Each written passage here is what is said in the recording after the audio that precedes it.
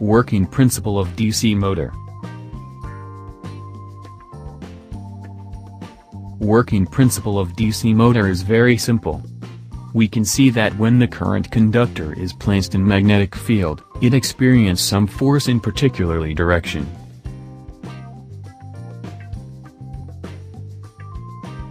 The very basic construction of a DC motor contains a current-carrying armature, which is connected to the supply and through commutator segments and brushes. The armature is placed between north and south pole of a permanent or an electromagnet, in elementary model. One single turn of conductor is placed between two opposite poles.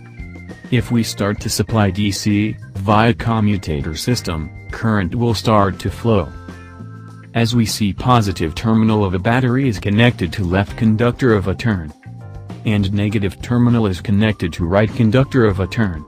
As we see in model, north pole of the magnet is placed near left side, and south pole is placed near right side of the turn.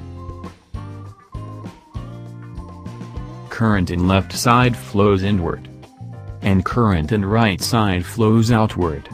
As we see, conductor is carrying current and they placed in magnetic field. Both of them experienced mechanical force acted on them. Direction of mechanical force can be easily determined by applying Fleming's left-hand rule.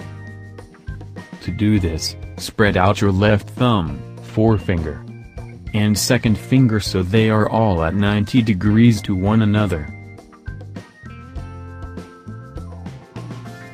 With that, if the forefinger is aligned along direction of magnetic field, from north pole to the south pole, and second finger is aligned along direction of the current and left side conductor, then thumb indicates direction of mechanical force.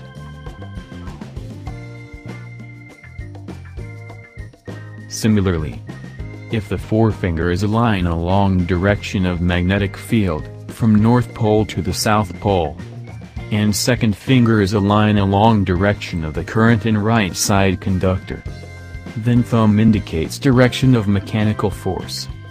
Due to this upward and downward forces on the turn, one torque is produced when turn rotates on clockwise direction as shown.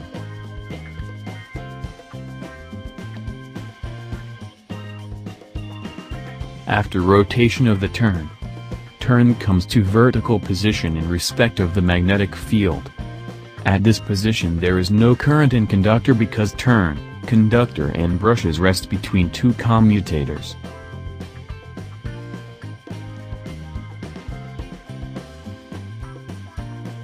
Hence, there is no force acting on conductor, by due to moment of inertia, turn continue to rotates, and comes horizontal again.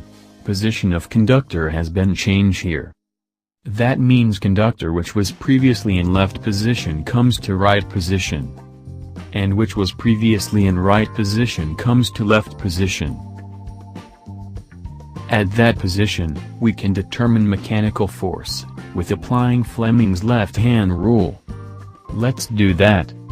To do this, spread out your left thumb, forefinger, and second finger, so they are all at 90 degrees to one to another. So if forefinger is aligned in direction of magnetic field, that is, from north pole to south pole, and second finger is aligned in direction of a current in the left side conductor, then thumb indicates direction of mechanical force. This is clearly upward here. So if forefinger is aligned in direction of magnetic field, that is, from north pole to south pole, and second finger is aligned in direction of a current in the right side conductor, then thumb indicates direction of mechanical force. This is clearly downward here. Do this upward and downward forces, turn, tends to rotate in clockwise direction. From that explanation we can come to conclusion that, here in this model we can see that, whichever conductor comes near south pole, experience upward mechanical force, and near north pole, downward mechanical force. and do this continuously forces mechanical turn rotate, even if battery is not connected. Particularly DC motor rotates at the same principle like this elementary model. Instead of single turn in DC motor we have mountain turns on major coil. And instead of 2 poles there is number of poles installed. I hope that you like it. Please subscribe, like, and leave comment.